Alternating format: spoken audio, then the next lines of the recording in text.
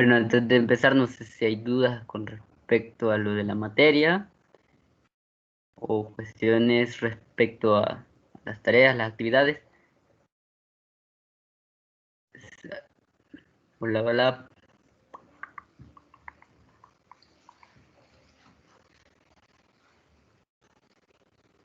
Si no, voy a comenzar la...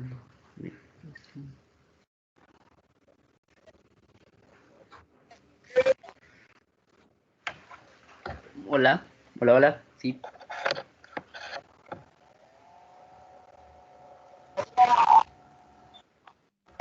El laboratorio sería mañana. sí.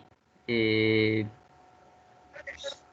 hay disponibilidad, no, para si conviene a todos, vamos a hacer mañana. Si no, vamos a ver otro día, igual que una tutoría de repaso que quiero programar, ¿verdad? Por eso vamos a ver. Ok. Entonces voy a empezar lo del tema de hoy. Me indican si se ve la presentación.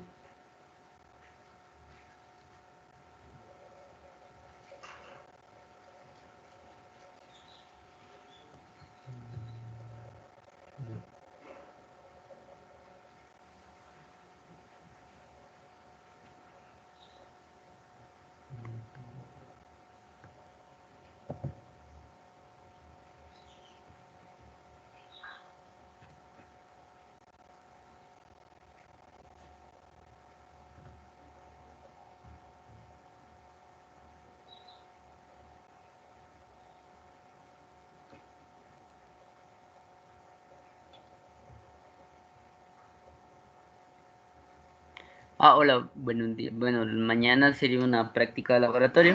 Ahí al final de la tutoría vamos a ponernos de acuerdo sobre ello. Eso es lo único que estaba diciendo sobre una práctica. Bueno, gracias, licenciado. Sí, ok. Bueno, creo que ya se ve la presentación. Sí, ya se Me ve. indican.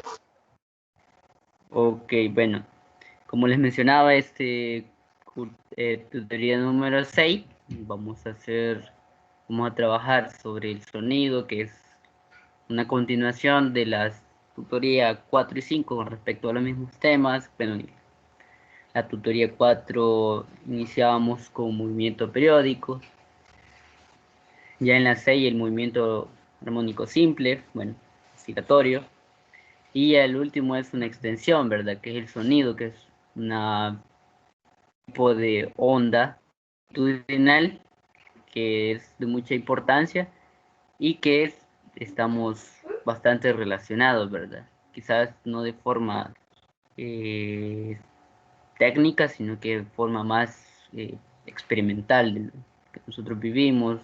Estamos relacionados con el sonido de lo que generan muchos, ya sea los equipos de sonido, nuestra propia voz genera un cierto sonido, entonces vamos a entrar a este tema, ¿verdad? Eh, el sonido, como definíamos, es una onda de tipo longitudinal, es decir, que la propiedad o la diferencia entre los dos tipos de onda que hacíamos referencia es el movimiento de las partículas con respecto a la perturbación que se genera sobre el medio, ¿verdad?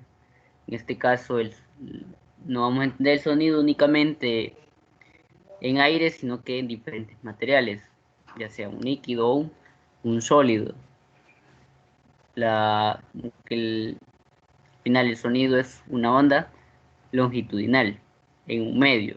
Ya vamos a dejarnos un poquito de esa idea de pensar que el sonido solo es en el aire.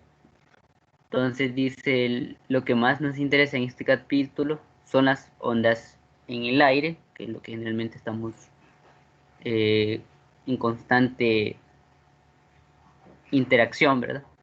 Aunque el sonido puede viajar en cualquier gas, líquido o sólido, y vamos a ver una expresión matemática que relaciona con los diferentes materiales, ¿verdad? Principalmente la velocidad con la que se mueve la onda dentro del material, del medio. Quizás conozcamos bien la propagación del sonido a través de un sólido, y los altavoces del aparato de sonido del vecino están juntos a nuestra pared, ¿verdad? Ahí las transferencias no se da únicamente en el aire, sino que también en las paredes del hogar, ¿verdad? Las ondas sonoras más sencillas son las sinusoidales, ¿verdad? Con las que podemos describir de forma básica o sencilla el movimiento de una onda en un medio cual sea, ¿verdad?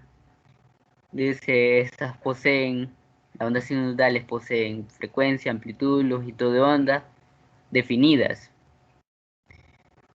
Ahora bien, el oído humano es sensible a las ondas en el intervalo de frecuencia de 20 a 20.000 Hz. Es lo que le conoce como la gama audible, ¿verdad? Personas que pueden escuchar quizás baja frecuencia, o sea, perciben fácilmente esos sonidos, u otras pueden percibir a alta frecuencia, ¿verdad? Las personas que tienen problemas auditivos, que no les causa tanto problema escuchar alta frecuencia, ya por el desgaste del mismo tímpano, ¿verdad? Que es el sistema receptor, en nuestro caso el oído. Pero también usamos el término sonido para ondas similares con frecuencias mayores. Están las ultrasónicas y menores a esa gama que hemos definido de 20 a 20.000, y menores infrasónicas. Describimos el movimiento de la onda del sonido por medio de, ya habíamos descrito esa función que depende del desplazamiento de las partículas y de la variable temporal, ¿verdad?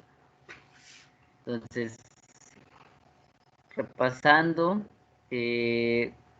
algo importante es que acá tanto X como Y,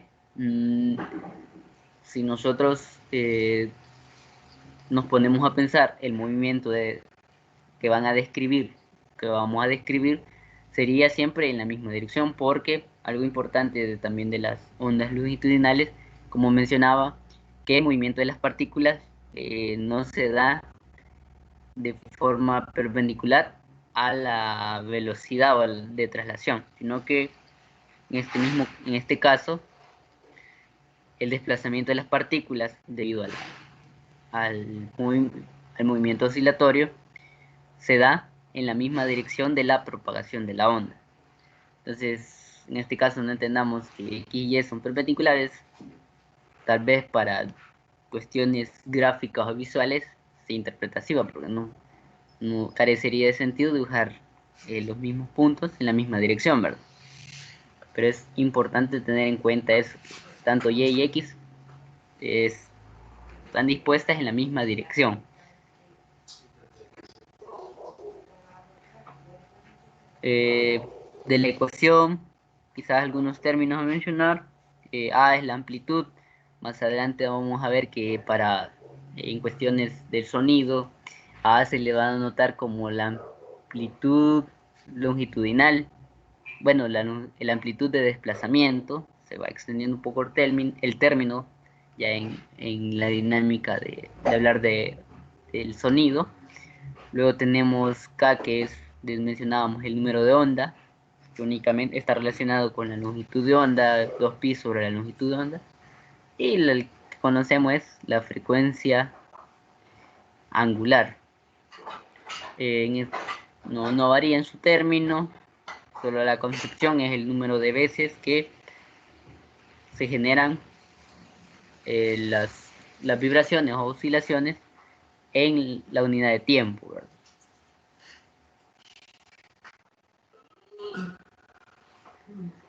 Ahora bien, otra característica de las ondas longitudinales es que se genera debido a cambios de la presión. Es muy importante que en el medio se van a ir generando esas variaciones de presión dentro del comportamiento debido al desplazamiento mismo de la perturbación, donde van a ver, si recordamos, unos diagramas que mostraban que había zonas de mayor presión y zonas donde se reducía la presión, ¿verdad? Entonces, en una onda sonora sinusoidal en el aire, la presión fluctúa por arriba y por debajo de la presión atmosférica, ¿verdad? Eso es lo que nosotros al final percibimos, esos cambios en la presión. Hola, buenos días. Buenos días a todos. En forma sinusoidal con la misma frecuencia Bueno, creo que los movimientos de la partícula de aire. del año, o sea, El oído humano funciona detectando estas variaciones de presión, lo que mencionaba, para este año. una onda sonora que entra en el canal auditivo ejerce una presión variable sobre el lado del tímpano y es lo que nos permite percibir los sonidos, ¿verdad? El aire del otro lado comunica con el exterior por la trompa de Eustaquio. Es esta a presión atmosférica. La diferencia de presión entre ambos lados del tímpano lo compone en movimiento. Así que debido a esos cambios y a ese movimiento es que se generan los sonidos que nosotros interpretamos, ¿verdad? Dice ahí que los micrófonos y dispositivos similares por lo regular también detectan diferencias de presión, no desplazamientos. Así que resulta muy útil establecer una relación entre estas dos descripciones, la amplitud de desplazamiento y la presión, ¿verdad? Bueno, sobre lo que me... Vamos a decir, CAP, la variación de presión instantánea sobre la actualización de las, en una onda sonora. Las calificaciones por el momento solo está hasta la tarea en cualquier punto X. Creo que las primeras 3 actividades. En cualquier instante, ¿verdad? Por eso relacionamos la variable con X y T, ¿verdad? Luego dice decir P es la cantidad de presión en la cantidad de presión que difiere de la presión atmosférica normal. P sub R.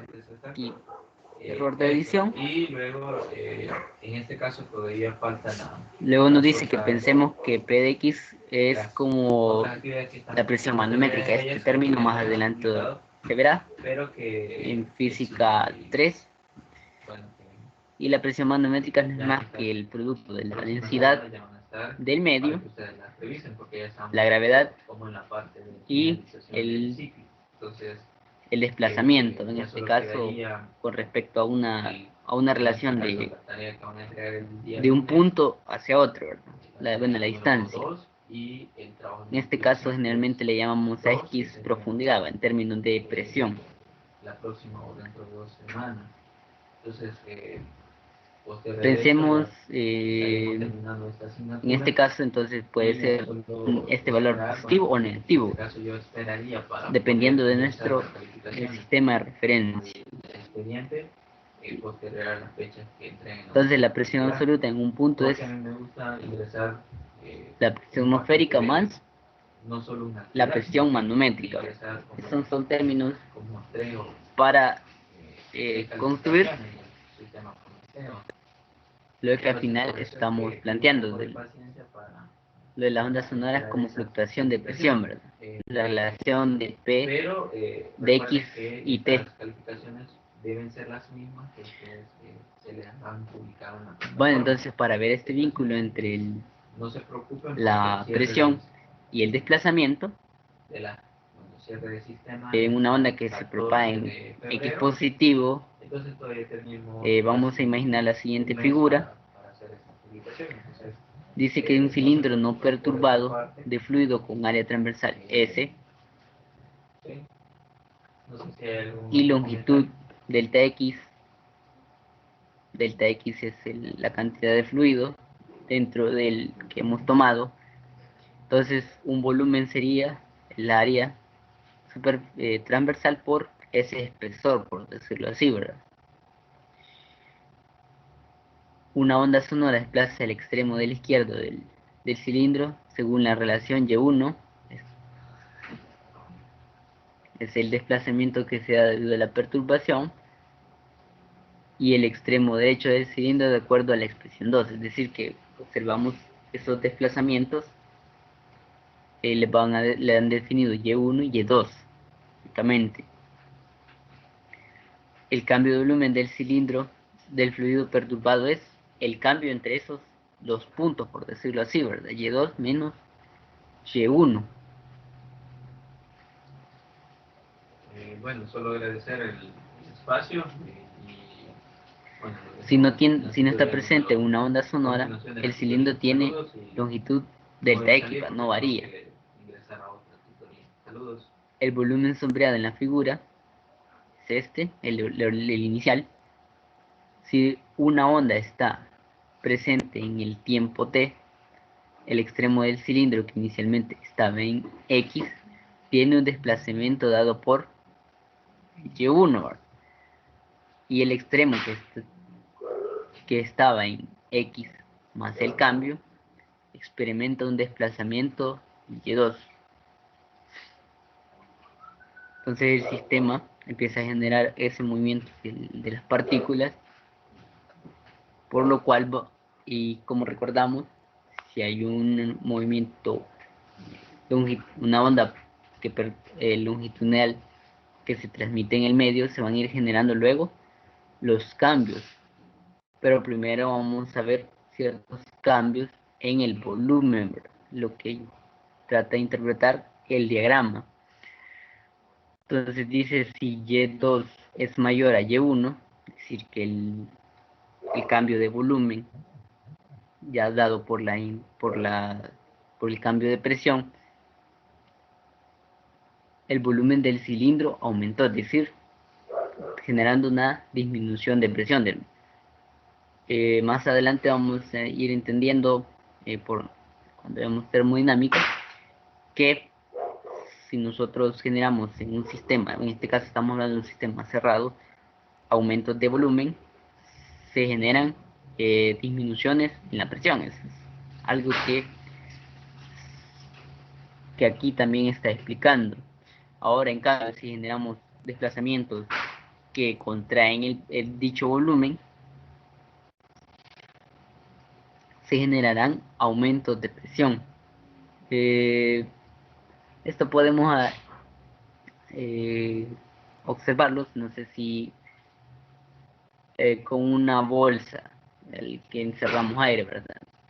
Si nosotros a medida la comprimimos, eso aumenta la presión en el sistema, pero lo que hace es disminuir el volumen, ¿verdad?, que teníamos.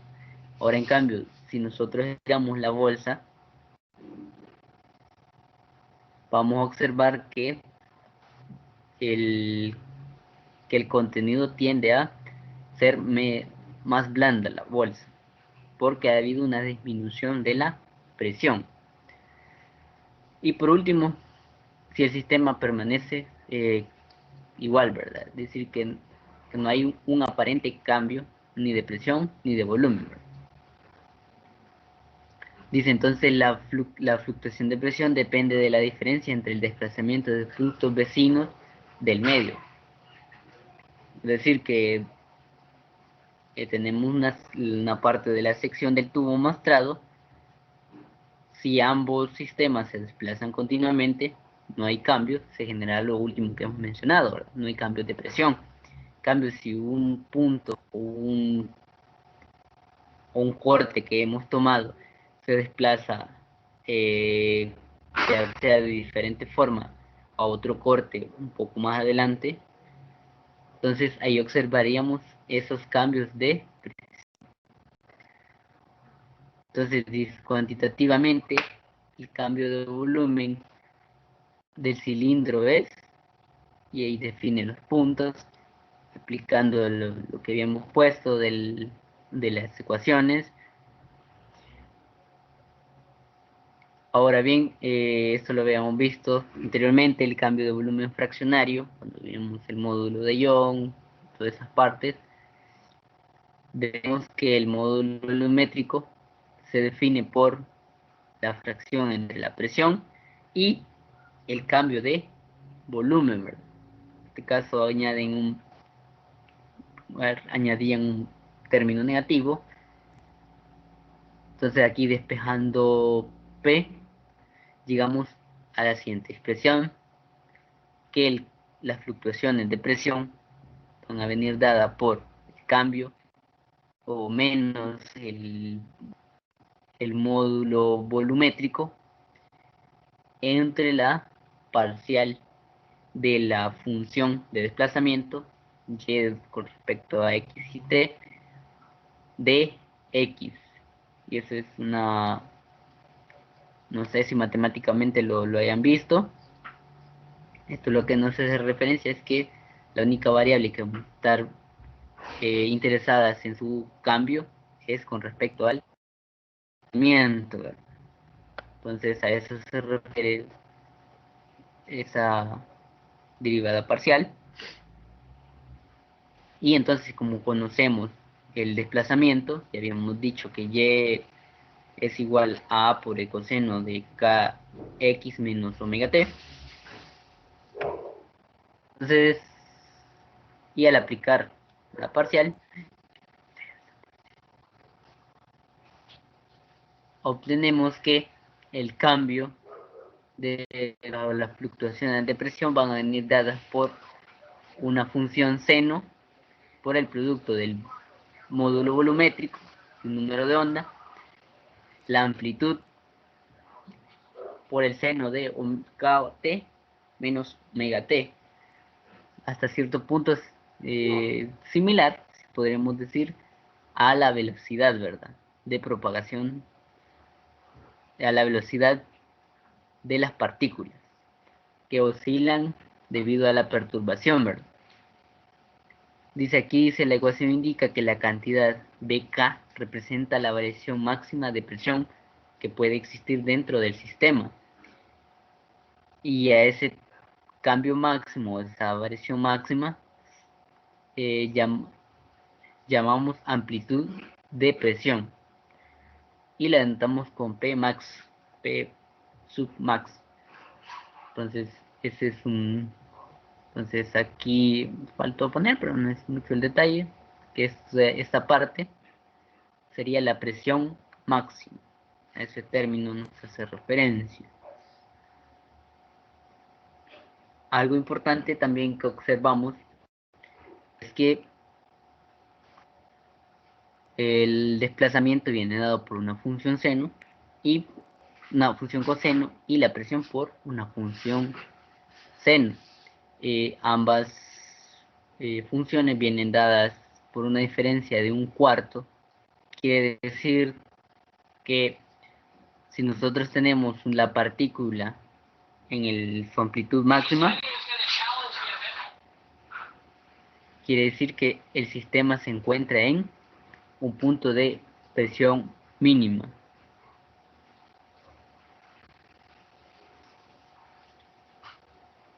Y lo otro, ¿verdad? Si el sistema se encuentra en un punto de mínima amplitud, el sistema se encontrará en un punto de máxima presión. Es algo que también nos indica el texto. Es muy importante también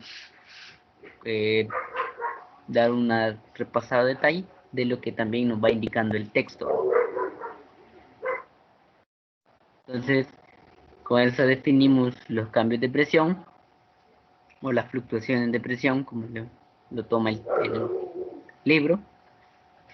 Luego tenemos la rapidez de las ondas sonoras. Mencionamos que las ondas sonoras se pueden desplazar por diferentes medios: el agua, un líquido, un sólido o un gas, que en este caso es el aire. Dice, una onda sonora en un volumen de fluido genera compresiones y expansiones en el fluido, ¿verdad? que habíamos visto de una de las propiedades de las ondas longitudinales. De modo que el término de fuerza de restitución en la expresión vista anteriormente debe que ver con la facilidad difícil que es comprimir el fluido. Permítanme, no copié la ecuación. Bueno, aquí se refiere a la... Recordemos que en la tutoría pasada, para terminar la velocidad del mundo con que se desplaza una onda en un medio, hacíamos referencia a una cierta fuerza de restitución entre un término de masa. Había una ecuación como una expresión general conforme a los términos con la cual nosotros definíamos la velocidad, ¿verdad? No era muy complicado lo que dice. Esto es precisamente lo que nos dice el módulo volumétrico B del medio. También eso también es referencia al módulo, y aplicando la segunda ley, la inercia está relacionada con la masa, lo masivo de un sistema,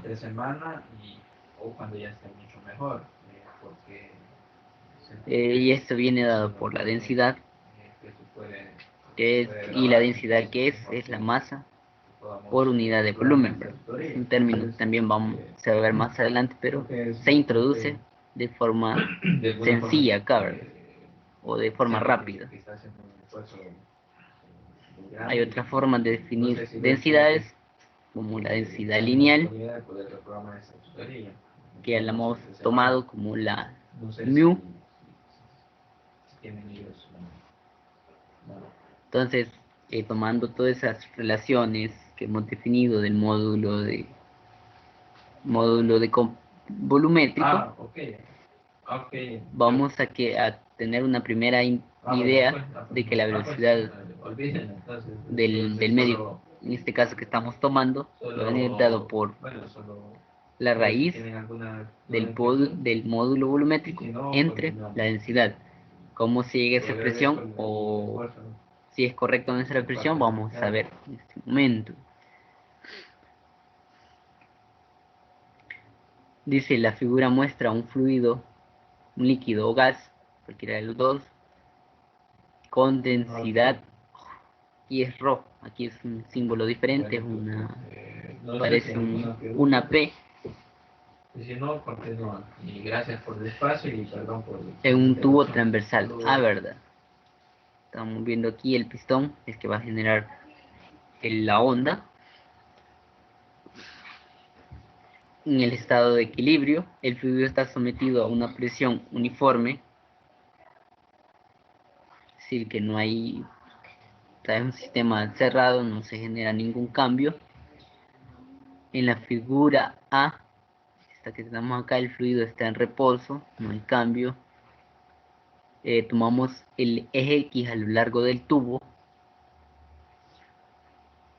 Esta también es la dirección en la que hacemos que propague la onda longitudinal, así que el desplazamiento se mide a lo largo del tubo, igual que en la sección anterior, ¿verdad?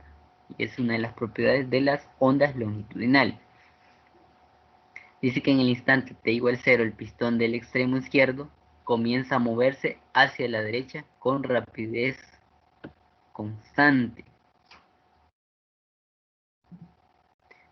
Le van a decir que el pistón se mueve a B sub y, ¿verdad? Esto inicia con un movimiento ondulatorio que viaja a la derecha a lo largo del tubo. También genera una presión. ¿Y qué quieren?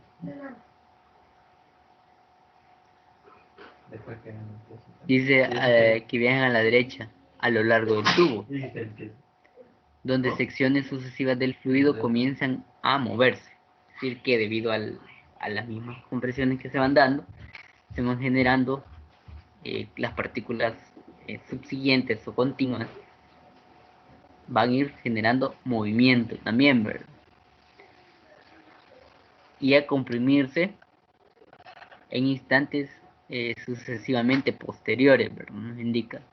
Aquí observamos en la figura, vemos que las primeras partículas que experimentarán el movimiento debido al empuje del pistón serán las que están circundantes a la pared, luego las se van a ir moviendo, incluso generando esa compresión, las que están, decir así, en medio en esta parte, y así sucesivamente. Eso intuitivamente lo observemos que van a mantener la misma velocidad, v sub y, ahí indica.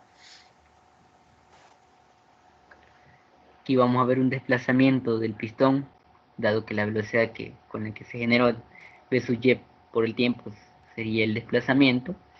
Y recordemos que la onda medio ya posee una velocidad definida, entonces sería el desplazamiento de la perturbación, la velocidad por el medio por el tiempo hasta este punto que ha llevado la perturbación, ¿verdad?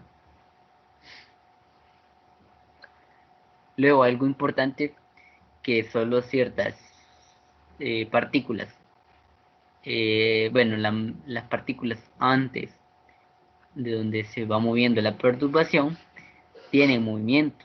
En cambio, las partículas que aún no se han visto involucradas con la perturbación o que no han interactuado, aún permanecen en reposo, ¿verdad? Eso es lo que nos indica el punto P.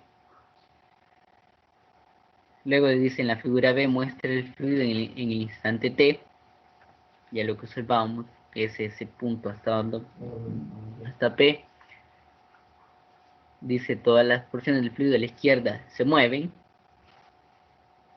hacia la derecha con rapidez VY, que es lo que el pistón se movió, la velocidad, y todas las partes a la derecha de P, todas las porciones están aún en reposo, lo que mencionaba ahora.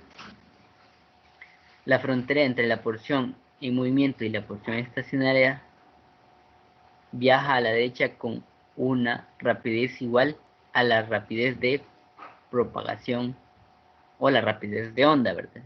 La otra que mencionaba. En el tiempo t, el pistón se ha movido una distancia by y la frontera se ha movido una distancia bt. En este caso, la frontera es el punto donde se va moviendo la perturbación, ¿verdad? El punto que ha alcanzado con respecto a ese tiempo.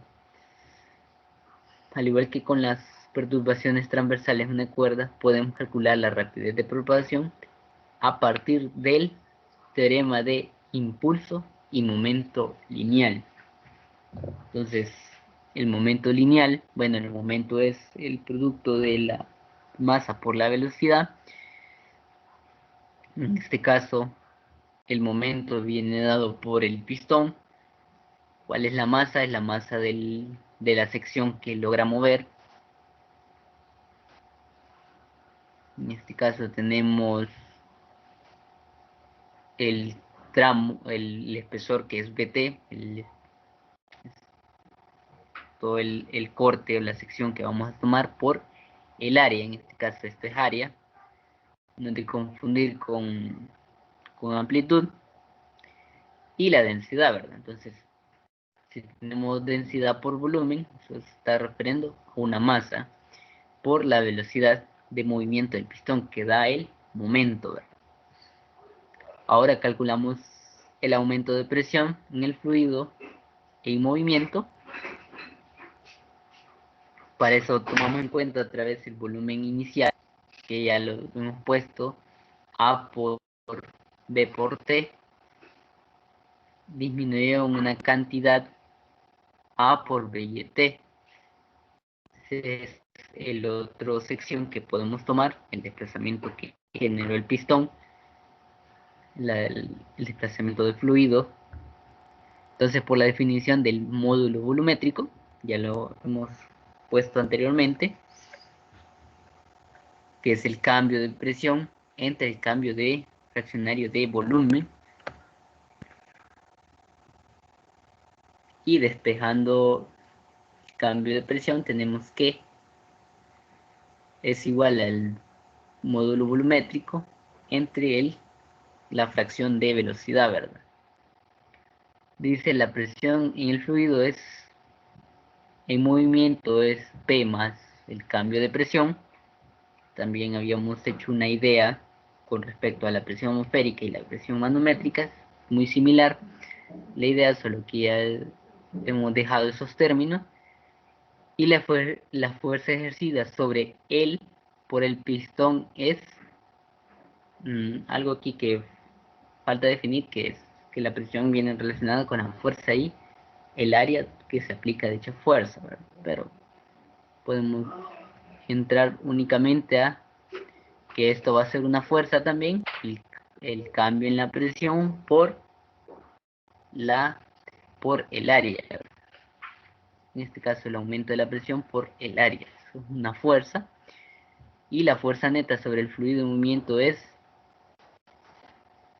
decir, la fuerza que se suma a lo que ya se tenía en el sistema en equilibrio, ¿verdad? Y el impulso longitudinal ese es impulso. El impulso es una fuerza multiplicada por un tiempo. Entonces ya definimos que esta es la nueva fuerza neta. Entonces aquí tenemos el tiempo, esos términos que hemos tomado de cinemática. Entonces ya habíamos definido que es el cambio de presión, y nos queda que el impulso longitudinal es igual al módulo volumétrico entre el cambio, la fracción de velocidad por el área por el tiempo. Entonces, aplicando el teorema de impulso y momento lineal, obtenemos que esta expresión igualamos momento longitudinal y el momento y el impulso longitudinal, ¿verdad? Entonces vamos a despejar la velocidad para obtener la velocidad del medio, y observemos que únicamente los términos que nos quedan es el módulo volumétrico y la densidad del medio, y contrasta con nuestra primera idea que nos daba el texto. Entonces observemos que la velocidad de la onda en el medio va a depender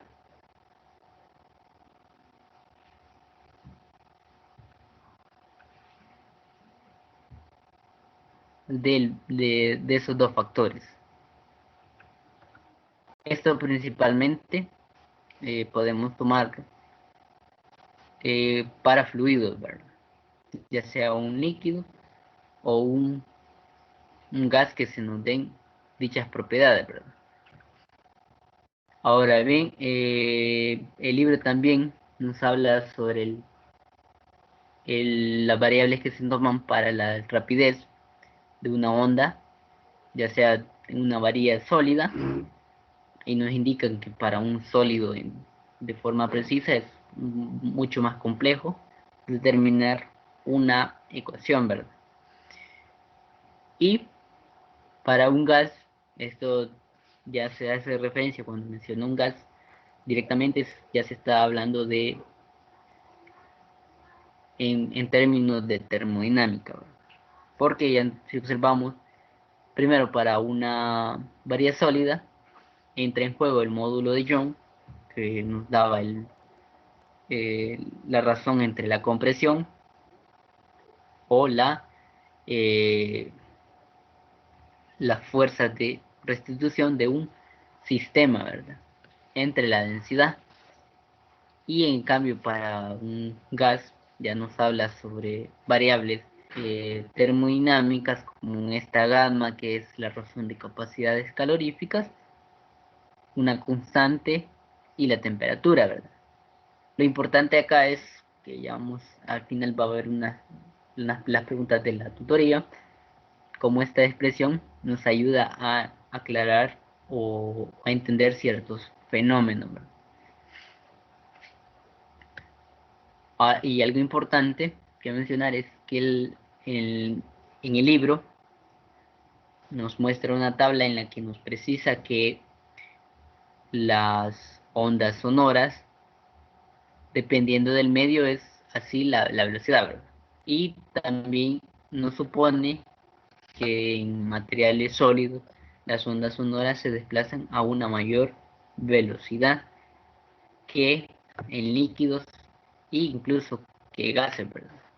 Si observamos la velocidad de una onda sonora en el aire, la temperatura ambiente es de 344 metros por segundo. En la tabla nos muestra que una onda sonora en un metal alcanza anda alrededor de 5.000 metros por segundo, es decir, un incremento bastante notable.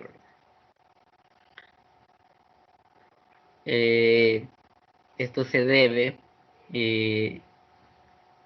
al ordenamiento en parte de las partículas que componen el sistema. Si observamos, cada sistema sólido o líquido posee un ordenamiento diferente de las partículas y eso privilegia el desplazamiento de una perturbación, ¿verdad? Que tomemos en cuenta esas variables, bueno, esas expresiones también, por de leerlas, de entenderlas. No sé si hay una duda o pregunta ahorita al momento.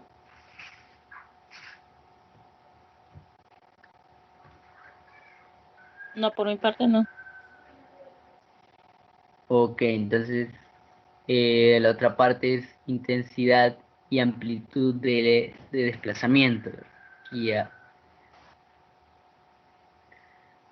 por sencillez, consideremos una onda sonora que se propaga en la dirección X positivo, de modo que se puedan usar las expresiones para el desplazamiento que ya tenemos y la variación de presión, ¿verdad? O la fluctuación. Dice, la potencia es el producto de la fuerza por la velocidad. También en cinemática habíamos visto esa expresión. Por lo tanto, la potencia por unidad de área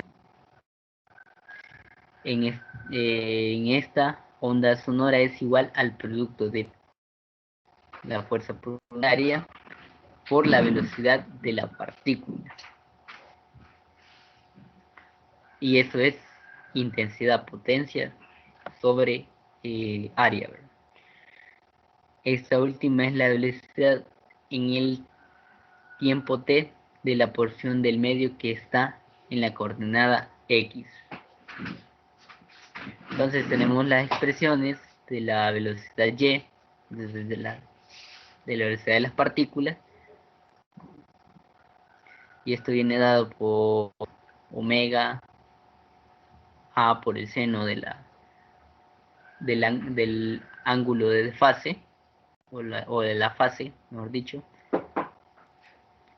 Y como hemos mencionado, la intensidad sería el producto de la presión por la velocidad. Entonces quiere decir que la intensidad, al multiplicar ambas funciones, queda que es igual al módulo volumétrico, la frecuencia angular, número de onda, por la amplitud al cuadrado, por la función seno al cuadrado de la fase, ¿verdad?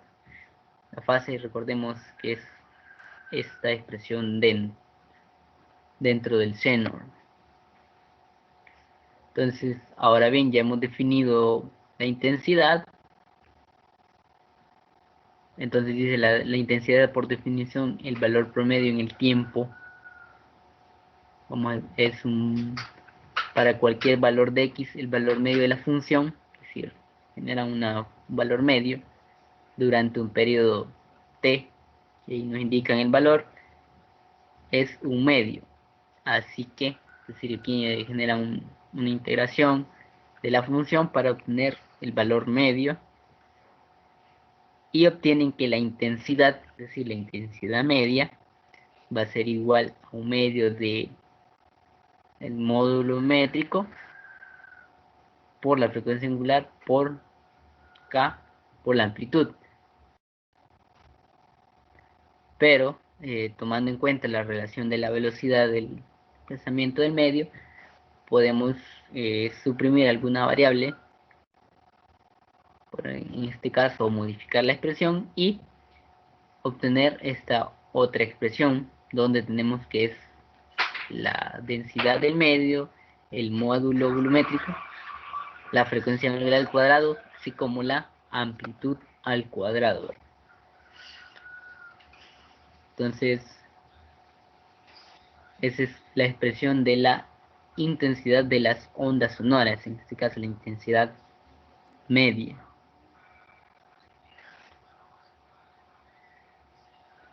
Ahora podemos relacionar esa intensidad con la amplitud de presión. Si observamos, únicamente la intensidad está relacionada con las variables que están presentes ahí, pero podemos relacionarlas con la amplitud de presión, que es Pmax, ¿verdad? P máximo. Por lo regular es útil expresar I en términos de amplitud de presión. Usan la relación que la frecuencia angular es la velocidad del medio por K. Vemos que entonces la intensidad podemos tomarla como la P máxima entre 2 veces la densidad por la velocidad, y eso que es igual es lo mismo que la presión máxima al cuadrado entre 2 por la raíz de ρ por el módulo volumétrico. Parece que donde sacamos esa expresión, recordemos quién era P máxima, únicamente era la amplitud, la frecuencia, no, el número de ondas por el módulo volumétrico. Entonces de aquí aparece esta expresión, pero observemos que tenemos A al cuadrado y el solo es A, entonces podemos definir un valor cuadrado y dividirlo entre las variables que están de más, y con ello obtendríamos esta nueva forma. No es muy largo el proceso. Podríamos realizar, se podría hacer la comprobación de que son iguales las expresiones, como para no perderse mucho, pero si observamos, estas son expresiones equivalentes. Lo único que nosotros queremos expresarlo hoy en términos de la amplitud de presión, ¿verdad? Ahora, en términos de variación de presión, no del desplazamiento, ya observamos que ya no aparece la amplitud. La potencia media total transportada a través de una superficie por una onda, en este caso por la superficie que transporta la perturbación, eso se refiere. Dice que es igual al producto de la intensidad en la superficie por el área de la misma. Esa es la intensidad, ¿verdad? Si la intensidad sobre la superficie es uniforme, entonces la potencia sonora media, total media, emitida por una persona que habla con voz normal, es del orden de 10 a la menos 5 watts. Eso es lo que la potencia que generalmente nosotros emitimos con nuestra voz, ¿verdad? En el aire, ¿verdad?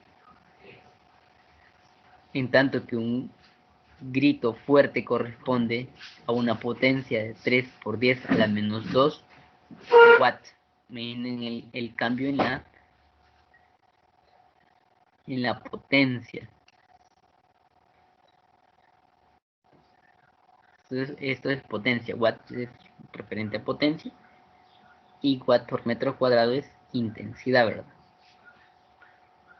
Si todos los residentes de Nueva York, este ya es un un cálculo así hablaran, la potencia sonora sería de 100 watts.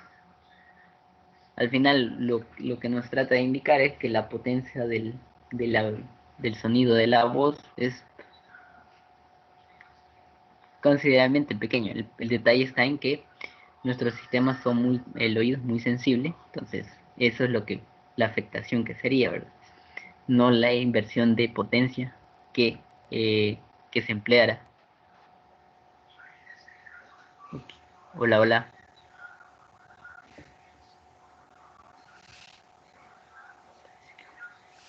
Parece que se cortó. No sé si se sigue viendo la presentación.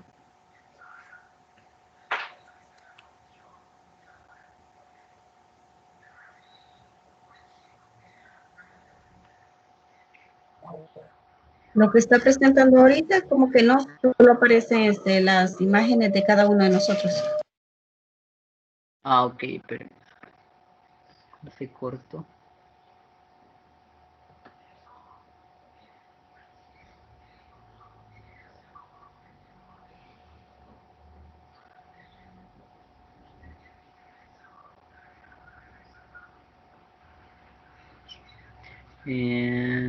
Permítame. Ahí está.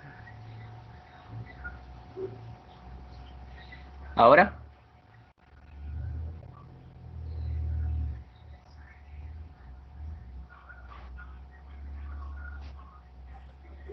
Aún no se ve, en negro aparece la pantalla. Mm,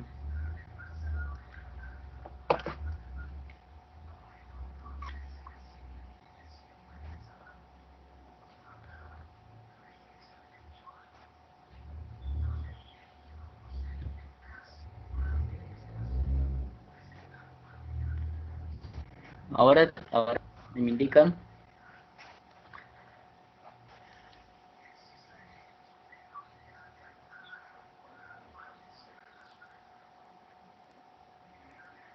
No sé los demás, pero yo igual miro, la pantalla está en negro. Así que no sé si los demás compañeros pueden ver.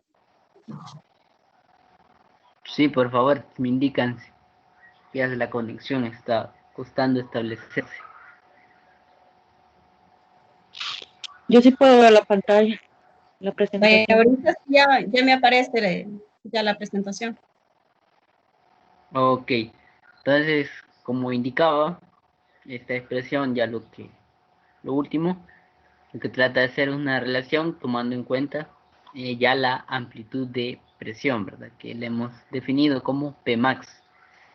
Pues, se puede hacer, como les mencionaba, esta es una expresión equivalente a la que veíamos anteriormente, que relacionaba la amplitud únicamente. Y lo último que menciona, que aparece en la lámina, es que la potencia que se emite al hablar es muy pequeña. La cuestión es, al final, que las consideraciones que se tienen es el sistema auditivo, es muy sensible, entonces al final esa sería la afectación, ¿verdad? Aunque si observamos la potencia es bien poca, ¿verdad? Dice, a lo mucho dice la potencia necesaria para una bombilla, dice. En cuestión de términos de energía es poco, pero respecto al daño, las afectaciones es debido al sistema auditivo que tenemos. Es un detalle que muestra el libro.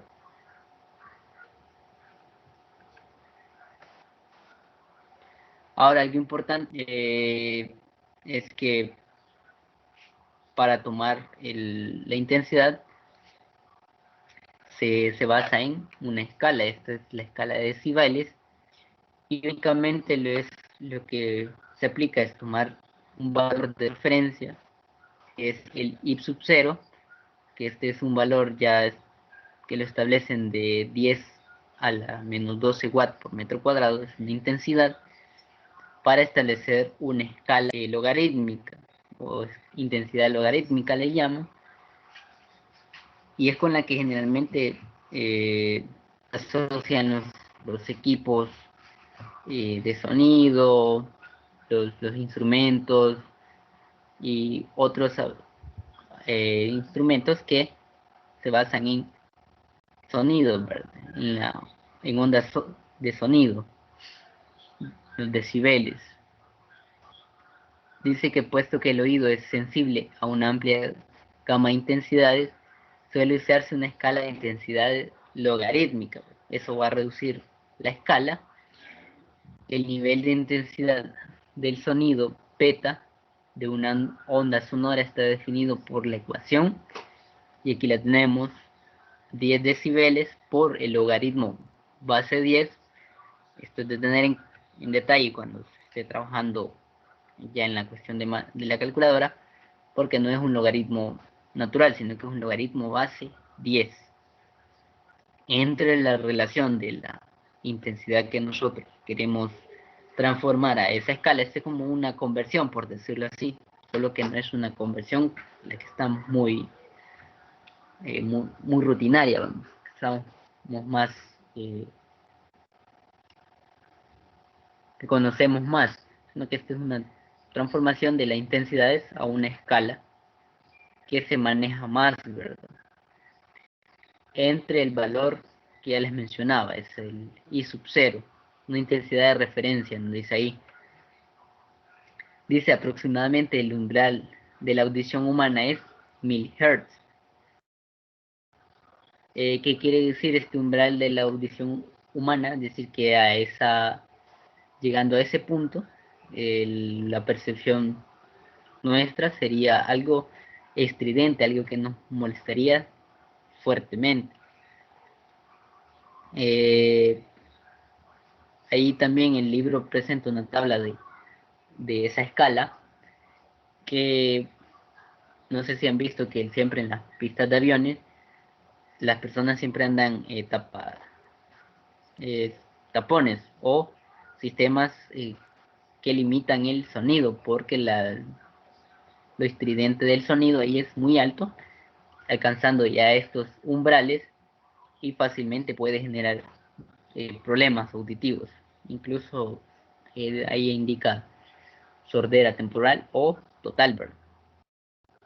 Entonces a eso se refiere ese umbral, y es donde nuestra audición nos empieza a generar problemas, ¿verdad? Los sonidos ya no son ni siquiera agradables, son muy molestos. Aquí nos indica que eso del log, la escala logarítmica, va a ser 10. Los niveles de intensidad del sonido que se expresa en decibeles, cuya abreviatura es dB. Un decibel es una décima de un bel. Esta unidad se tomó en honor al creador el inventor del teléfono, Alexander Graham Bell. Dice: el bel es demasiado grande para casi todos los fines, y entonces se tomaron una escala menor, ¿verdad? Ahí sí yo no entiendo cuál es la cuestión. Si es una escala, al final se puede establecer de forma a veces arbitraria, a veces. No sé cuál es la cuestión, ¿verdad?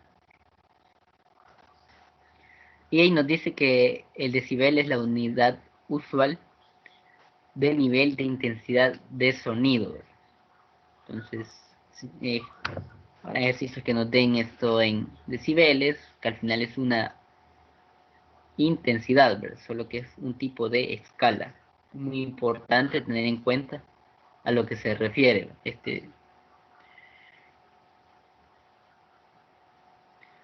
Ahora bien, eso con respecto a intensidad, no sé si hay dudas antes de pasar quizás a la siguiente parte, las siguientes secciones. ¿Duda, pregunta?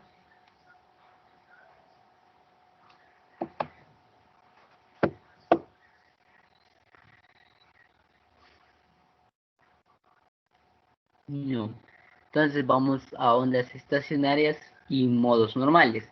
Esto ya lo habíamos visto para ondas estacionarias en cuerdas principalmente. Y los modos normales, cuando se refieren a eso, son las frecuencias relacionadas a la frecuencia fundamental, donde el sistema recorre o posee una longitud de onda igual a la distancia del sistema, ¿verdad? Por ahí va. Y los modos normales son las frecuencias o los modos de oscilar del sistema con respecto a esa frecuencia fundamental, ¿verdad? Cuando ondas longitudinales se propagan en un fluido dentro de un tubo con longitud finita, se reflejan en los extremos igual que las ondas transversales en una cuerda, ¿verdad? Recordemos esa parte, que incluso aquí va a haber una igualdad que eran extremos libres o extremos fijos, ¿verdad? En este caso vamos a hablar de extremos abiertos o cerrados. La superposición de las ondas que viajan en direcciones opuestas forman también una onda estacionaria. Al igual que las ondas estacionarias transversales en una cuerda, las ondas sonoras estacionarias, modos normales, en un tubo pueden servir para crear ondas de sonido en el aire circundante. Este es el principio de operación de la voz humana y de muchos instrumentos musicales. Es decir, que a través de esto es que funcionan tanto nuestra voz como los instrumentos de viento, una flauta, una trompeta, un saxo, etcétera.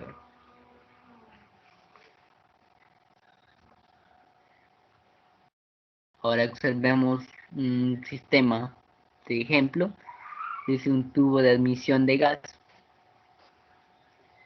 Tenemos un diafragma que vibra en respuesta al sonido del altavoz, es decir, que genera las perturbaciones dentro del sistema.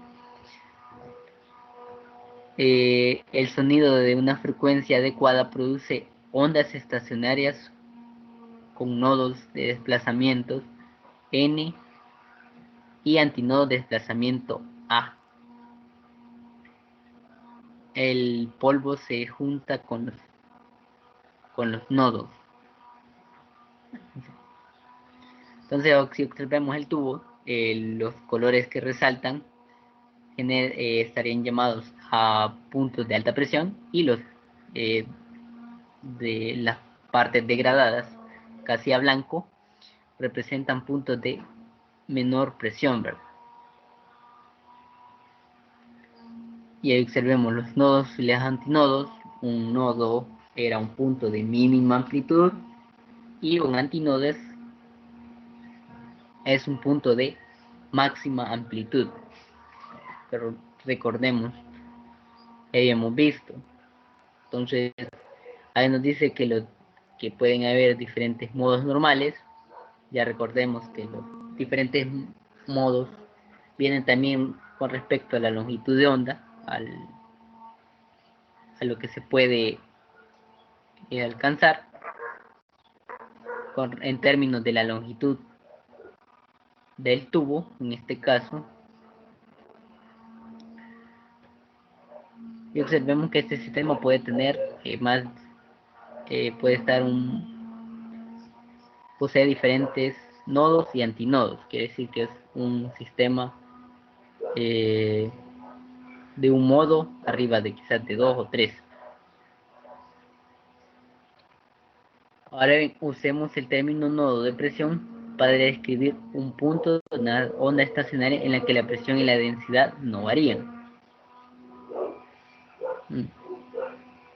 Y el término antinodo de presión para describir un punto donde las variaciones de presión y densidad son máximas. Entonces dice el término son máximas, es decir, tenemos máxima presión y máxima densidad.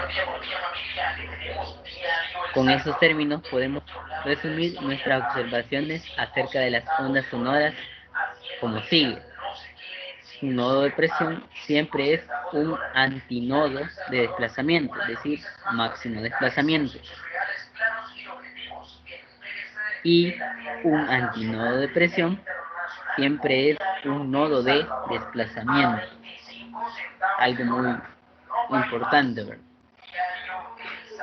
Cuando hay reflexión en el extremo cerrado de un tubo, esto nos hace referencia, bueno, una barrera, el desplazamiento de las partículas en ese extremo siempre debe ser cero, ¿verdad? Porque ahí ya no pueden desplazarse más rompiendo la barrera, ¿verdad?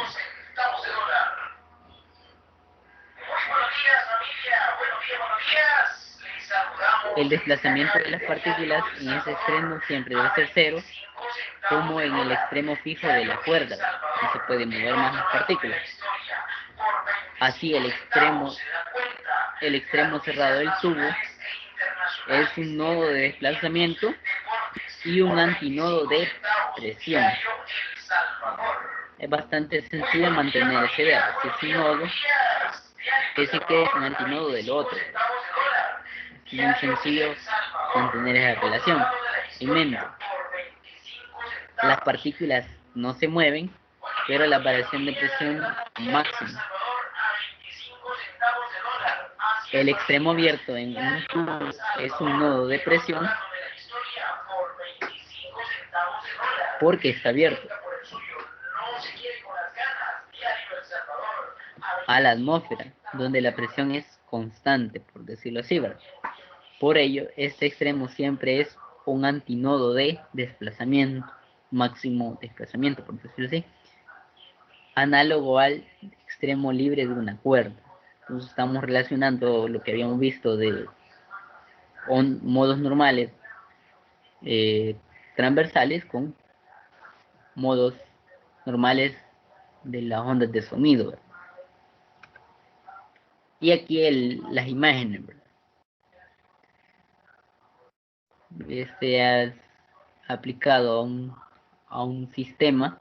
Entonces vemos que el tubo, en este caso estamos viendo un sistema abierto, nos decía que un antinodo de desplazamiento es un antinodo, es un nodo de presión, es decir, que no hay cambio de presión porque estamos fuera, ¿verdad? Y observemos que aquí el nodo está refiriendo al desplazamiento. Vemos estas líneas que están acá están refiriendo al desplazamiento, que sería máximo, y en el medio estaría el nodo, ¿verdad? Ahora bien, este es el primer modo normal o el fundamental, donde la frecuencia va a ser igual a la velocidad entre 2 veces la longitud del tubo. Y luego se van representando los siguientes modos.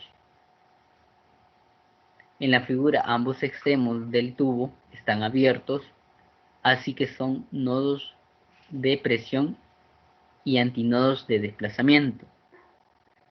Un tubo de órgano abierto en ambos extremos se llama tubo abierto. La frecuencia fundamental F1 corresponde a un patrón de onda estacionaria con un antinodo de desplazamiento en cada extremo y un nodo de desplazamiento en el medio, que es la figura A. Luego en las siguientes vemos ya sea 3 antinodos y un nodo y 2 nodos, y así sucesivamente se van mostrando los antinodos y los nodos y la relación que va teniendo con la frecuencia fundamental y la velocidad y la longitud del tubo. La distancia entre antinodos adyacentes siempre es igual a media longitud de onda, que en este caso observemos entre cada antinodo solo hay media longitud de onda.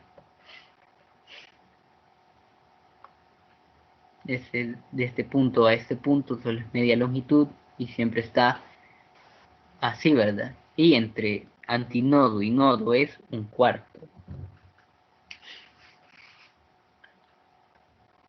Y ahí lo que va haciendo es obtener la expresión de frecuencia fundamental. Tenemos que la velocidad entre 2L, la primera, y obtenemos una expresión para los diferentes modos, ¿verdad? Para todo modo normal de un tubo abierto, la longitud debe ser un número entero de medias longitudes de onda. Y las longitudes de ondas posibles están dadas por, y ahí tenemos la expresión de la longitud de onda con respecto al modo normal de oscilación. Las frecuencias f sub n corresponden estadas por esa relación. Ay, esto no le tomé en cuenta. Así que todas las frecuencias de modo normal para un tubo abierto por ambos extremos están dadas por, y esta es las frecuencias, ¿verdad? Para cualquier modo, esto para 1, 2, 3, y ahí vamos a tener a ver que para un tubo cerrado esto cambia, en el sentido de que no existen modos pares, por decirlo así. Por ejemplo, el tubo cerrado, si observan, al inicio teníamos 2 antinodos en la frecuencia fundamental, ahora no, ahora lo posee un antinodo y un nodo, dado que el sistema cerrado en la pared, eso sería siempre un nodo, pero en la parte abierta es un antinodo.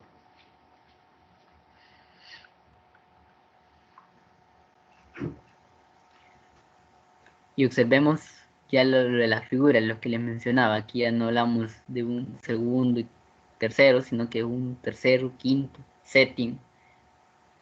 Es decir, solo modos impares del sistema. Y hace el mismo análisis, tomando en cuenta la longitud, que debe estar de acuerdo al número de onda al cual el sistema oscila. Dice que el extremo izquierdo está abierto y el otro lado está cerrado, lo cual representaría un nodo y un antinodo. La distancia entre un nodo y un antinodo adyacente siempre es un cuarto de la longitud de onda, lo que mencionaba. La figura no es A, muestra el nodo de más baja frecuencia, es el modo fundamental. Y entonces, como la longitud debe ser igual a un cuarto de la longitud de onda y para esa frecuencia, para ese tipo de oscilación, entonces podemos establecer la relación de la frecuencia, va a ser igual a la velocidad de onda entre la longitud de onda 1. Y podemos hacer el cambio y obtener que la frecuencia fundamental va a ser la velocidad de transferencia de la onda o de desplazamiento entre 4 veces la longitud de onda, entre 4 veces la longitud del tubo. Esta es la mitad de la frecuencia fundamental de un tubo abierto de la misma longitud, ¿verdad? En el lenguaje musical, el tono de un tubo cerrado es una octava más baja. Un factor, es decir, que vamos a escuchar si tenemos un tubo abierto, la frecuencia es más alta, es decir, un tono más agudo, y en cuanto a un tubo cerrado, escucharíamos un tono más grave. La figura muestra el siguiente modo, el cual la longitud del tubo es 3/4 partes de una longitud de onda, correspondiente a la tercera 3 veces la frecuencia fundamental. Y luego la figura C nos muestra el siguiente, que es 5/4 de la longitud de onda, y es la quinta frecuencia fundamental, ¿verdad? O 5 veces la frecuencia fundamental. Las posibles longitudes de onda vienen dadas por la longitud de onda es igual a 4 veces la longitud entre el modo normal. Y observemos que ya no podrían ser números continuos, sino que es números impares únicamente. Y las frecuencias viene dado por el cambio en la expresión. N veces la velocidad sobre 4 veces la longitud. Esto también para solo valores impares. Y eso es con respecto a los modos normales, ya sea de un tubo cerrado o un tubo abierto. Es de tener detalle o cuidado en ese sentido. Ya entrando a los últimos a las últimas 3 partes de lo que es la tutoría de hoy, entramos a resonancia y sonido. Supongamos que aplicamos una fuerza que varía periódicamente a un sistema que puede oscilar, así que se fuerza a oscilar con una frecuencia igual a la frecuencia de la fuerza aplicada, llamada fuerza impulsora. Este movimiento se denomina oscilación forzada, ¿verdad? En particular describimos el fenómeno de resonancia mecánica. Y dice, un ejemplo sencillo de resonancia es empujar al primo Morton en un columpio. El columpio es un péndulo, solo tiene un modo normal, la misma frecuencia, va a mantener, no importa la amplitud que le demos, ya lo hemos visto, con una frecuencia determinada. Si empujamos el columpio periódicamente con esta frecuencia, podemos incrementar la amplitud del movimiento, pero si empujamos con una frecuencia muy distinta, el columpio casi no se moverá. ¿Qué quiere decir con resonancia? Quiere decir que si nosotros aplicamos una nueva fuerza o un sistema que impulse, que necesitamos que impulse para que se cree la resonancia, debe estar muy cercana, o bueno, debe ser igual la frecuencia del sistema con la frecuencia del sistema que va a generar la nueva fuerza impulsora o la frecuencia impulsora. En este caso, el movimiento del péndulo, conocemos que, por ejemplo, en un segundo, por un ejemplo, debemos dar nuevamente la fuerza impulsora para que el sistema se mantenga en movimiento, ¿verdad? En cambio, si esto entraría en resonancia, ¿verdad? Porque ambos sistemas, tanto la frecuencia del columpio es igual a la frecuencia del sistema que genera la fuerza impulsora, es decir, que están en armonía, se encuentran, la palabra sería en el mismo tiempo, es decir, cuando se habla en música, ¿verdad? Se toma esa cuestión de tiempo, es decir, que no hay ni una está adelantado ni otro está atrasado. Ambos sistemas trabajan de forma sincronizada, es decir, eso es la palabra. Hay una sincronía entre la fuerza, entre la frecuencia de la fuerza impulsora y la frecuencia del sistema que está oscilando. A eso se le llama resonancia, que haya una sincronía entre ambos sistemas. Cuando no existe esa sincronía entre las frecuencias, se producen ya diferentes fenómenos. Por ejemplo, ahí hablaba de que incluso podría que el sistema casi no se moría. ¿Por qué? Porque, por ejemplo, si la fuerza impulsora actúa luego de que fue necesaria, entonces lo que haría es ya sea contraponerse de tal forma que se generaría una lo que vamos a ver ahorita es interferencia, siguiente tema, o incluso movimientos de pulso. Eso es parte de lo que no entra, pero lo habla el capítulo. Entonces, la resonancia al final es eso, que dos sistemas logren una sincronía en la frecuencia, y como la frecuencia es igual, resultaría en una amplificación del movimiento. Ese es lo más evidente, ¿verdad? Podría ser que genere un cambio en la velocidad. Aquí tenemos la imagen, ¿verdad? Dice, el altavoz emite una frecuencia F y tenemos un tubo abierto. El aire en el tubo oscila con la misma frecuencia F emitida por el altavoz, es decir, que lo que va a hacer es que el sistema tubo va a amplificar las diferentes ondas que se emitan a través de él. Por eso es que cuando nosotros colocamos nuestro celular en un tubo, se amplifica, porque se da ese fenómeno de resonancia, porque ambas frecuencias están en sincronía. Dice, la amplitud de la onda depende de la frecuencia, y como hemos puesto en sincronía, esto amplifica.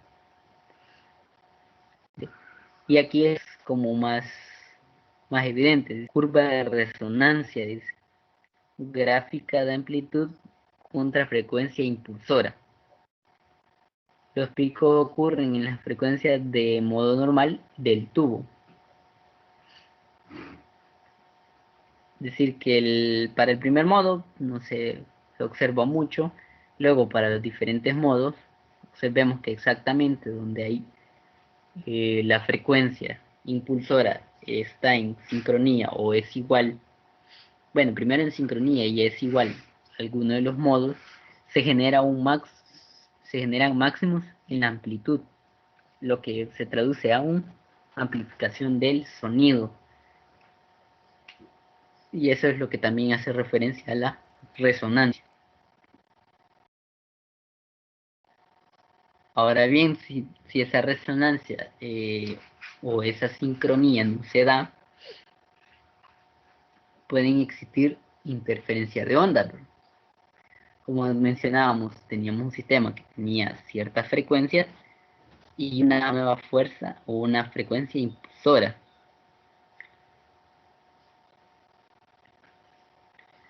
Ahora bien, la interferencia se da ya sea por la conjugación o la unión de esas dos frecuencias, o por, en este caso, aquí en el ejemplo, en la imagen, por la distancia que hay desde el sistema de emisión hacia un punto, donde las frecuencias, donde las ondas pueden, debido a su comportamiento sinusoidal, pueden llegar en un cierto movimiento, lo cual traduciría a incremento de la amplitud o una disminución hasta el punto de un punto cero, ¿verdad? De amplitud. Dice que la longitud de la trayectoria de los altavoces es la misma. Los sonidos de ambos altavoces llegan en fase, AP en fase, es decir que llevan las mismas características, las ambas ondas emitidas por los diferentes parlantes al mismo punto. En cambio, para el punto Q, como una onda llega en una fase con respecto a la onda de la bocina izquierda, por decirlo así, entonces se crea ese pequeño desfase en las ondas, y lo cual, por principio de superposición, se genera ya sea una interferencia que al final puede ser, la máxima es una interferencia constructiva y una interferencia total es una interferencia destructiva, ¿verdad? Donde la amplitud de la onda es igual a 0. Y eso es lo que nos quiere definir la interferencia de ondas, que dependiendo de la fase con la que lleguen las ondas a un determinado punto, 2 o más ondas, estas pueden ya sea destruirse o restarse o sumarse o amplificarse debido al principio de superposición. Algo que quizás bueno, algo que nos explica el libro. Y por último, hay una parte que es con respecto al movimiento de las ondas de sonido, con respecto a movimiento relativo, es el efecto Doppler, que ya es la última parte de la última sección que vamos a definir. Es bastante sencilla la idea, dado al poseer una fuente que emita sonido, esta al mantenerse estacionaria, las ondas se desplaza, no se modifican la propiedad de la longitud de onda, ¿verdad?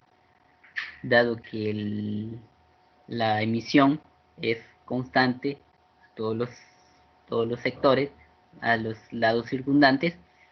En cambio, si eso es con respecto al emisor y el receptor de las ondas.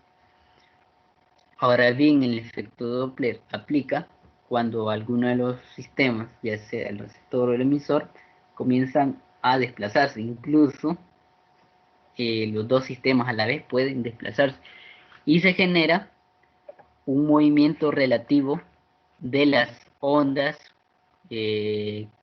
con respecto a su subsecuente o a las diferentes ondas que se van produciendo. En tal caso, una onda que, como vemos en la imagen, el sistema emisor es el hombre en patineta con un radio, va generando múltiples ondas de sonido, pero observemos que como él lleva un determinado movimiento, en ciertas partes se genera una compresión de dichas ondas y en otro lado se genera una amplificación o un distanciamiento entre las ondas emitidas. Entonces, si existe este cambio entre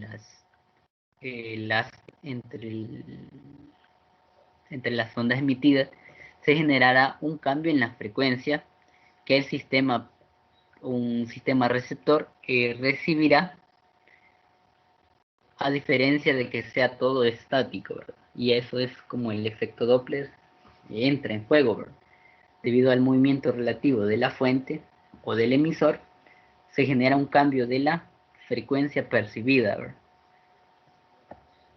Y el libro ahí explica a detalle cómo se llega a la expresión que está acá abajo, que la frecuencia del receptor se va a ver modificada por la fracción de la velocidad con la que se mueve la onda más la velocidad del receptor entre la velocidad de la onda más la velocidad del emisor por la frecuencia de emisión, ¿verdad? Si observamos en principio la variable que se modifica, se observan no es la velocidad, sino que la longitud de onda, dado que entre cada pulso, por decirlo así, o cada onda emitida, se va generando ya sea lo que mencionaba, una compresión o una dilatación. Aquí indica longitud de onda detrás y longitud de onda enfrente. Si observamos, este valor es más pequeño en apariencia que la longitud de onda detrás, y a partir de ello se hace el respectivo análisis y se llega a la formulación que tenemos acá abajo. Y esas son las secciones del capítulo que pretendía darles una idea. No sé si hay dudas, preguntas. Antes de pasar a las preguntas.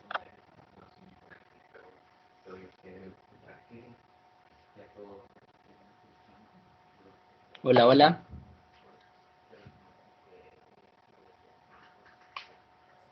De mi parte, no, licenciado. Ok, entonces, para esta tutoría únicamente voy a mostrar las preguntas, voy a darle la idea con respecto a lo que hemos visto, cómo se resuelve, y los ejercicios, como les mencionaba, los voy a presentar en una tutoría de repaso.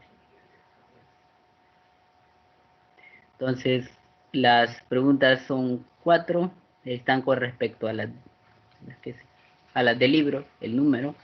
Tenemos la pregunta 2, dice, el héroe de una película del oeste oye si un tren se aproxima colocando su oreja en la vía. Dice, ¿por qué obtiene así una advertencia temprana de la llegada del tren en lugar de huir de manera usual? Creo que esta pregunta es bastante rápida de leer la idea. Recordemos que las ondas de sonido o las ondas sonoras dábamos una idea de que se mueven o se desplazan más rápido en materiales sólidos, por decirlo así. Recordemos que las vías del tren son, por decirlo así, barras metálicas que se extienden por todo es el camino del tren, ¿verdad? Entonces, las ondas sonoras que generan su movimiento se van a transferir de manera más rápida sobre la vía, ¿verdad? En cambio, las ondas sonoras que se emiten por el aire tardarán mucho más en llegar al punto donde está el receptor, ¿va? En este caso que es el héroe. Y entonces por eso él recibe una advertencia temprana, dada la velocidad de transferencia debida al medio. Y esa es la respuesta. La pregunta 3 dice, ¿el tono o la frecuencia de un tubo de órgano aumenta o disminuye al aumentar la temperatura? Explique su respuesta.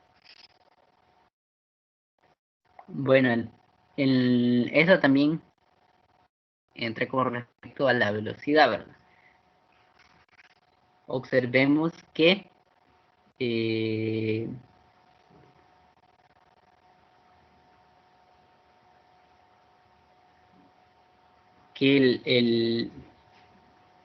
la velocidad del gas, la velocidad de la onda sonora en un gas depende de la temperatura. Mostrábamos una ecuación unos términos ahí algo extraños como la capacidad, la razón entre las capacidades caloríficas, una M que era molaridad y la constante R, que es de los gases. Entonces, pero observamos que ahí tenía un término de temperatura y observamos que a medida se incrementa la temperatura, se incrementa la velocidad y si no se modifican las dimensiones del medio, es decir, del tubo de órgano, tendríamos una determinada frecuencia para que se den los modos normales, ¿verdad? Y recordemos que la frecuencia es ¿cuál era la frecuencia? Ya sea para un tubo cerrado es la velocidad, siempre es proporcional a la velocidad, ¿verdad? Tomémosle el primer modo normal. Entonces, si aumentamos la velocidad con la cual se desplaza la onda, se incrementa la frecuencia. o el tono, ¿verdad? En este caso, lo cual si nosotros aumentamos la velocidad, incrementamos la temperatura, esto implica un incremento de la velocidad de la onda y implica un aumento en la frecuencia. En este caso hemos tomado la fundamental y esa es nuestra explicación, ¿verdad? Debido a la relación que existe entre las variables. Como la temperatura tiene que ver con la velocidad de la onda y la velocidad de la onda tiene que ver con la frecuencia de los diferentes modos, aquí donde estos, cada uno de estos valores incide en el otro, ¿verdad?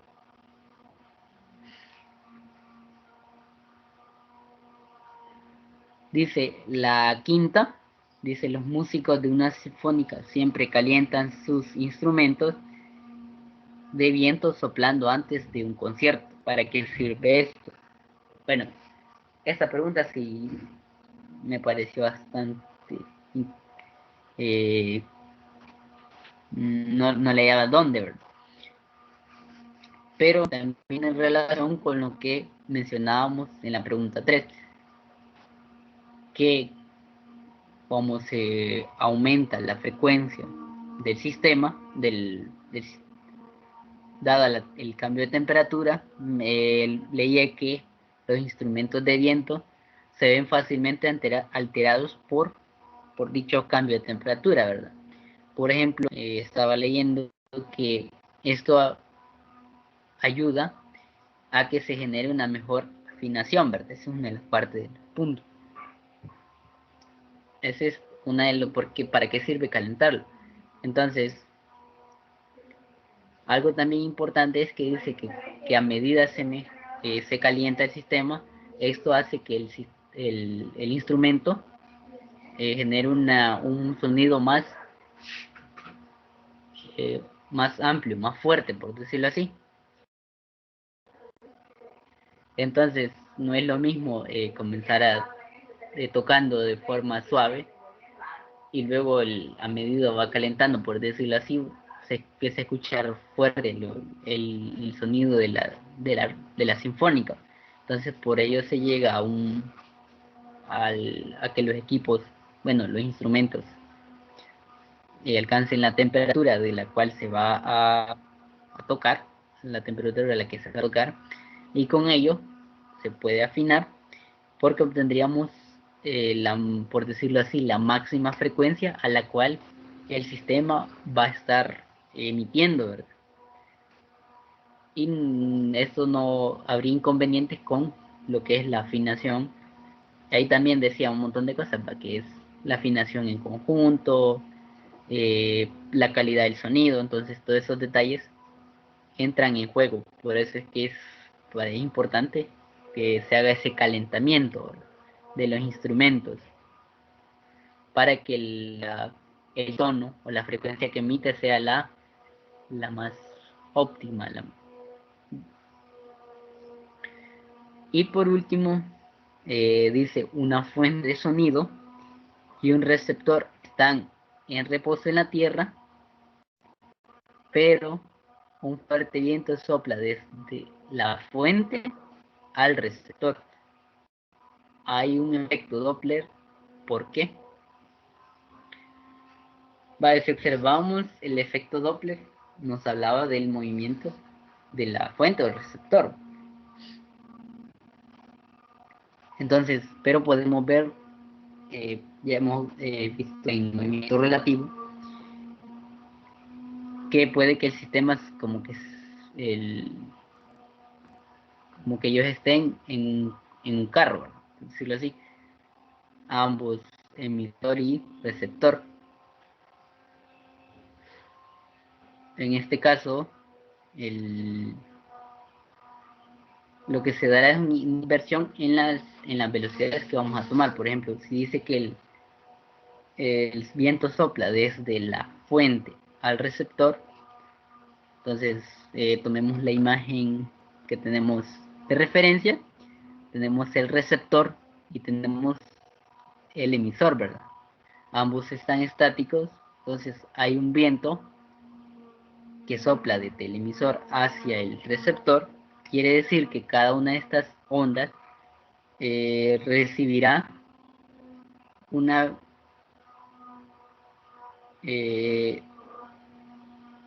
velocidad, ya la velocidad de la onda más la velocidad del viento, que desplazará cada una de las ondas con respecto a la siguiente, ¿verdad? Entonces al final observaríamos ese mismo efecto Doppler, es decir, la primera onda que se emita o el primer pulso, por decir, recibirá una velocidad que la empuje hacia el receptor, incrementando en sí, ¿verdad? De ahí la siguiente también recibirá esa misma velocidad. En cambio, las ondas o que estén frente al emisor disminuirán su velocidad por el efecto del desplazamiento del sonido, ¿verdad? Como el viento es aire también, se generará ese movimiento relativo, y lo cual observaríamos, aunque no se estén moviendo debido al movimiento del viento, el mismo fenómeno del efecto Doppler, ¿verdad? Que habrá un desplazamiento de las ondas, ya sea delante de la fuente y atrás de la fuente, ¿verdad? Entonces, por eso podemos hablar de un efecto Doppler, por el movimiento relativo que habría de las partículas de aire debido al viento que sopla. No sé si hay, bueno, estas son las preguntas, no sé si hay dudas, preguntas al respecto, así pasamos a la última parte, ¿no? Lo que vamos a ponernos de acuerdo.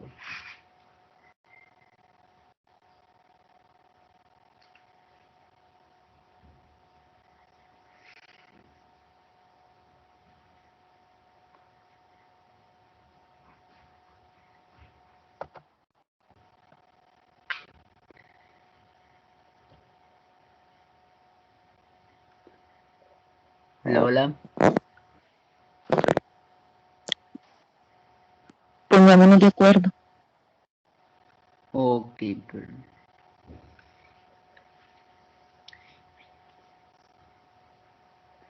Bueno, como les mencionaba, al principio ya se envió un laboratorio 3. En general, bueno, los laboratorios en horario están domingo en la tarde. No sé a qué horas les resultaría, si está bien de 4 a 6 o muy tarde el día de mañana. Estamos la mayoría, bueno, igual, 5.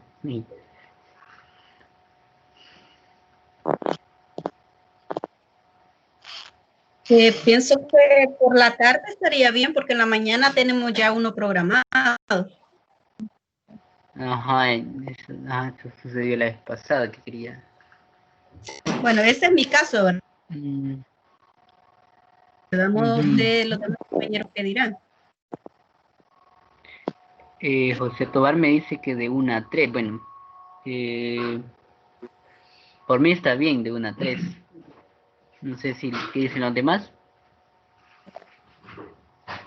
Yo siento que de 1 a 3 no, porque a veces, por lo menos el de la mañana, ya lo terminamos pasada las 12, entonces no tenemos ni tiempo de tragar una tortilla, sería un poquito más tardecito, pienso yo. Concuerdo ahí con la compañera porque a veces aquí en casa no nos queda ni tiempo de comer.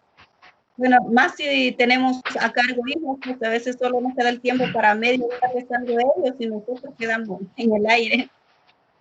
Sí, cabal. Entonces,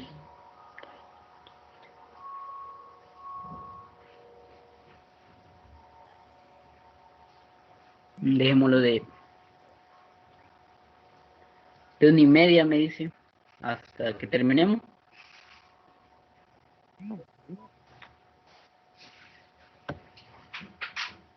Creo que 1:30 creo que estaría bastante bien.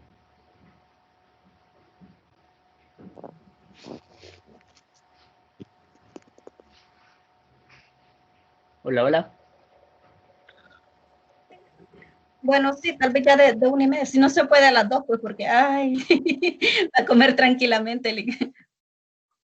Pero Eso si lo sí. Ajá, pues sí, porque es que yo hablo en el caso de los que nosotros que tenemos hijos, ¿verdad? Entonces, como le digo, a veces Sí. estar dándoles comida a ellos y luego pues nosotros estamos comiendo así la carrera, a veces con el bocado todavía tomándonos ahí el fresquito, estamos ya conectados ahí, entonces como que ni nos hace buena digestión la comida, ¿verdad? Entonces, no sé, si se podría de las 12 en adelante hasta que terminemos, no tengo ningún inconveniente. Ahora, si los demás compañeros lo tienen, pues démosle desde la 1:30. Sí, también concuerdo con Bueno, compañera, pero si es lo ideal sería a las 12 en adelante, pero si no se puede, lo 1:30 está bien, no hay problema. vamos, bueno, yo me conectaría a esa hora, esperaríamos un momento, no hay prisa, es exactamente a la 1:30, ¿verdad? Pero para no eh, para ir esperando, ¿verdad? Entonces dejaríamos desde la 1:30 ahí hasta que se vayan conectando y terminemos lo de la guía, ¿verdad? Eh, Creo que más tarde enviaría lo de la guía al laboratorio, no es muy larga, es bastante sencilla, es sobre péndulos, no hay mucha dificultad, diría yo. Creo que sería rápido lo que queríamos. Y bueno, otra cosa es, entonces quedaríamos mañana de 1:30 a 2, me imagino, no creo que nos llevemos más de una hora, bueno, 2:30. Y la otra parte es que una tutoría de repaso para estos, bueno, si ven, ya estamos cabales la hora, y todavía faltaban de que les presentara los ejercicios de esta tutoría, ¿verdad? Entonces, no sé qué día podrían, jueves, creo que jueves siempre ha quedado bastante accesible, de 8 a 9.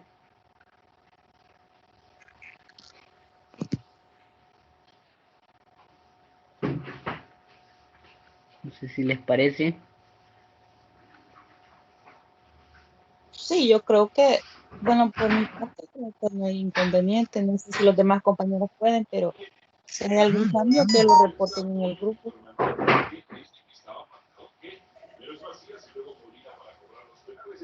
Por mí no hay problema también. Ok, entonces, Los demás,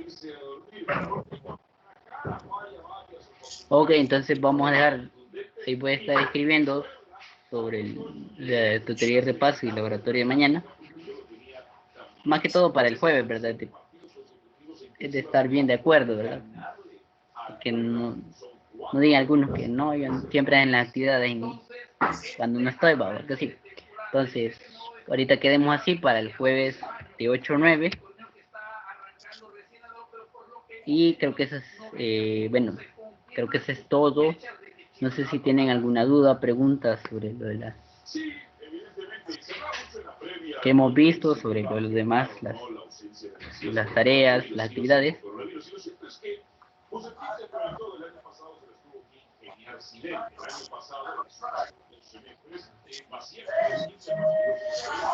Pues de mi parte no le O